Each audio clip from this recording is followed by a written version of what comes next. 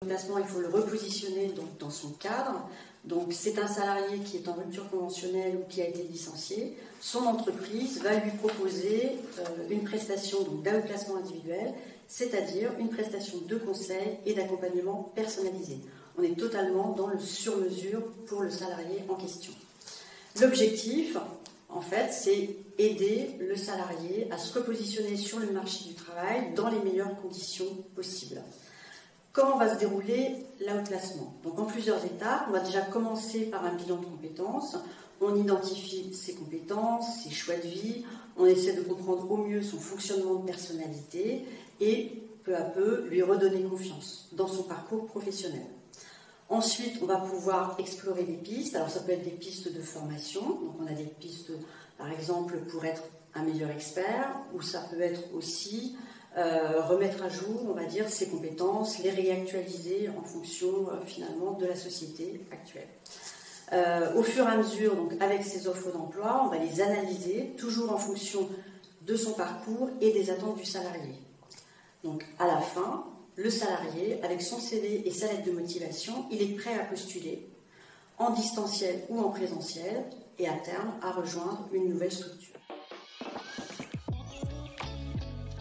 Le CNAM est bien sûr reconnu pour sa notoriété, il a une image de sérieux, de professionnalisme. Donc en fait, on pense aussi au panel de formation que propose le CNAM et qui peuvent être d'ailleurs une solution pour le salarié en outplacement individuel. Donc on a tout un choix de formation. Ensuite, je vous donne aussi un exemple. Il y avait une salariée qui m'avait dit tout simplement qu'elle avait choisi le CNAM parce qu'il lui avait été recommandé par un de ses amis.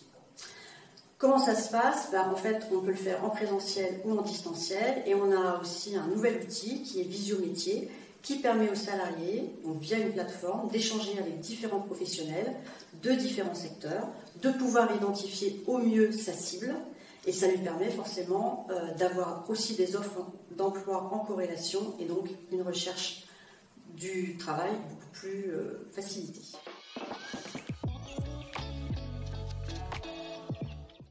Pendant le Covid, j'avais un jeune salarié qui a été licencié parce qu'il travaillait dans le monde du tourisme et qu'il n'y avait absolument plus de travail dans ce secteur.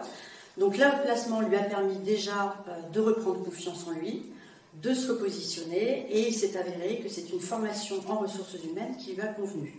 Et effectivement, ça lui a permis d'ouvrir son employabilité et d'autres pistes dans le monde du travail, puisque les ressources humaines, c'est dans tous les secteurs et pas exclusivement dans le tourisme. Je pense aussi à une autre personne, c'était une acheteuse, elle avait 45 ans et elle a été licenciée. Bon, c'est vrai qu'elle s'est sentie exclue, totalement perdue, puisque en fait, au bout de 20-25 ans d'expérience professionnelle, elle s'est retrouvée finalement à chercher du travail. Donc là, on a fait un bilan de compétences, l'outplacement, et ça lui a permis finalement de pouvoir se repositionner en tant qu'acheteuse dans le secteur qui lui convenait, c'est-à-dire l'IT.